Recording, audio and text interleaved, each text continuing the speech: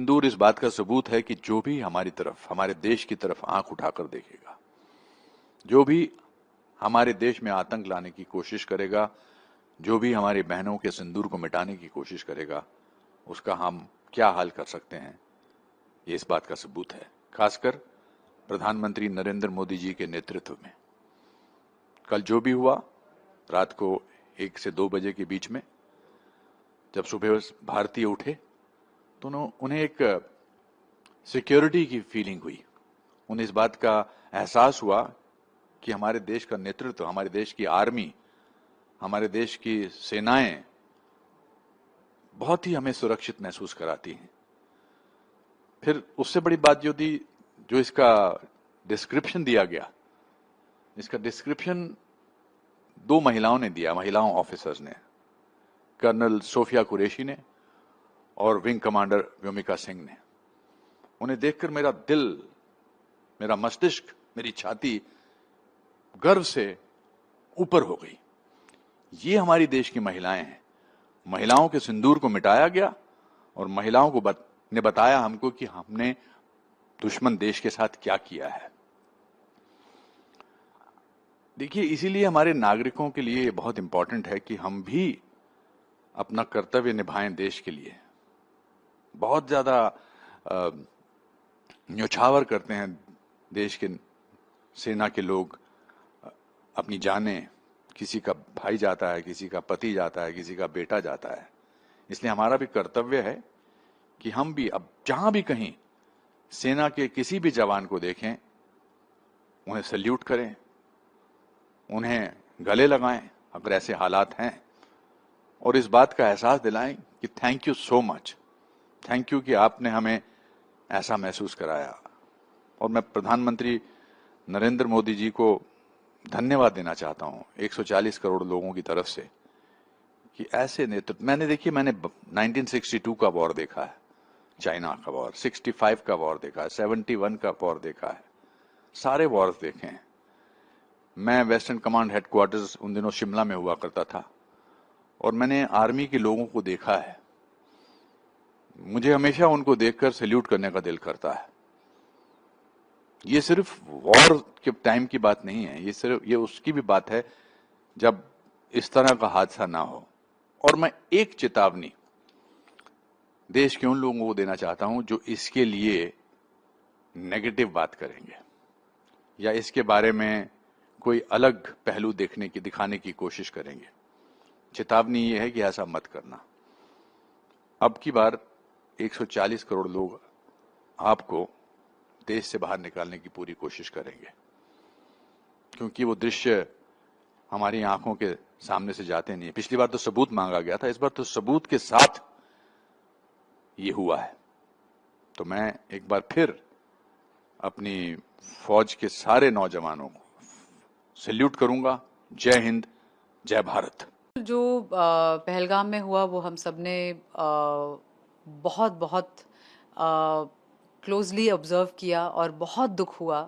मैं एक शहीद की बेटी हूँ और पापा को हमने कश्मीर में खोया था 1994 में। और मैं बखूबी समझती हूँ कि एज अ फैमिली क्या ड्रास्टिक सर्कमस्टांसेस आपके सामने लाइफ खड़ी कर देती है। और ये बहुत बहुत बहुत दर्दनाक और दुखदायी बात है। एंड इसके चलते जो ऑपरेशन सिंदूर कल रात हमने देखा, भारत सरकार ने जो और हमारी आर्म फोर्सेस ने जो एक अटैक किया है टेररिस्ट कैंप्स पर, मैं पूरी तरह उस एक्शन को सपोर्ट करती हूँ। और मैं पूरी तरह इस बात से सहमत हूँ कि इस देश में ही नहीं, इस दुनिया में टेररिज्म की कोई जगह नहीं होनी चाहिए। जिंदगियां बर्बाद हो जाती हैं।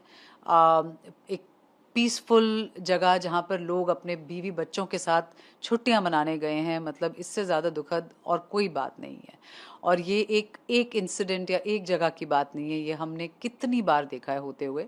और मैं पूरी तरह चाहती हूँ कि as a country, as a citizen of India, हम सब इसके हम सब हमारी आर्म फोर्सेस और हमारी भारत सरकार के साथ खड़े हैं।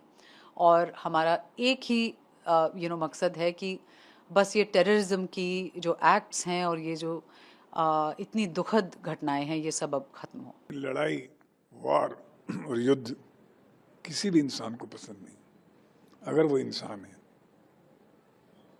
किसी भी देश को, किसी भी नेशन को ये बात पसंद नहीं कि टेररिज्म हो। टेररिज्म का मतलब ये है कि आप इनोसेंट लोगों को खाते खाते, खेलते खेलते मारते हैं। ये तो एक इंसानियत के खिलाफ ही बात हुई। तो ये जो युद्ध शुरू हुआ है, ये इंसानियत के खिलाफ की जो हरकतें करते हैं, वो मैं समझता हूँ कि बहुत एक वीरता का कदम है हमारे देश के प्रति, देश से। और हम लोग फ़ख्र फील करते हैं अपनी सरकार को और अपने प्राइम मिनिस्टर को कि उन्होंने इसका जवाब दिया है, और आगे भी जवाब देना पड़ेगा तो देंगे, क्योंकि दिल से सभी लोग जानते हैं, वो लोग भी जानते हैं कि हमने इनोसेंट को मारा है। तो वो युद्ध ना हुआ, वो कायरता हुई, वो टेररिज्म। हैवानियत के खिलाफ इंसानियत की लड़ाई है, ये युद्ध नहीं है। ये हैवानों के खिलाफ जो है ना, वो इंसान जो ह्यूमैनिटी को समझते हैं, तो ये रिटालिएशन तो बहुत ज़रूरी था, क्योंकि उनको ये सबक सिखाना बहुत ज़रूरी है, उनके हौसलों को परस्त करना बहुत ज़रूरी है कि ये मत समझो कि तुम इनोसेंट लोगों को मार के बच जाओगे। हमारे यहाँ जो कहते हैं ना कि कर्तम भुगतम सब यही है, अगर गुनाह करोगे तो उसकी सज़ा मिलेगी, यही मिलेगी। और मैं सरकार को, भारत सरकार को बहुत सारी बधाइयाँ देता हूँ कि लोगों के मन में जो आक्रोश था, लोग जो चाहते थे, आज उसको मोदी जी ने लोगों को कहा कि आप घबराइए मत, मैं आपके साथ हूँ, पूरा देश हमारे साथ है। तो जो हुआ है हम उसके बहुत पक्ष में हैं, और हम चाहते हैं कि आइंदा वो लोग इस तरह का हौसला नहीं करें और दोबारा हिम्मत नहीं करें हिंदुस्तान की सरजमीन पे इस तरह की हरकत करने। मैं अपने जवानों को कहना चाहता हूं कि ये जो फिलहाल शक्ति मिलेगी आपको, ये वो जो टाइटल है ना, ऑपरेशन सिंदूर, ये जो शब्द है ना ऑपरेशन सिंदूर, उस सिंदूर से मिलती है। हमारे घर में हमारी पत्नी, बच्ची और इनकी पत्नी हो, कोई भी हो, जब ये टाइटल सुना ना ऑपरेशन सिंदूर के, इस तरह अटैक शुरू हुआ सिंदूर का, रोने लग गए। आंसू क्यों बहे? क्योंकि जिस लड़की का जो पति, जिसकी जेब में शायद 2000 रुपये भी नहीं होंगे उस वक्त, या 3000 रुपये होंगे, भेलपूड़ी खा रहा होगा, चने खा रहा होगा, अपनी बीवी के साथ, पत्नी के साथ पहलगाम के नज़ारे देख रहा था, उस वक्त उसका सुहाग मिटा। आज एक लड़की ने लिखा भी इंस्टाग्राम पे कि thank you honourable prime minister Modi ji, जिसका पति चला गया है, थैंक यू कि आपने हमारी सुनी और मेरे पति को ऊपर से शांति मिल रही है। अभी मैं ज़्यादा बोलूँगा तो मुझे रोना आ जाएगा, लेकिन इतना कहूँगा अपने वीर जवानों के लिए कि ईस्ट और west, our Indian army is the best. There is no army, no navy, no air force better than our forces. और अब पता लगेगा why we are the best. God bless Narendra Modi ji.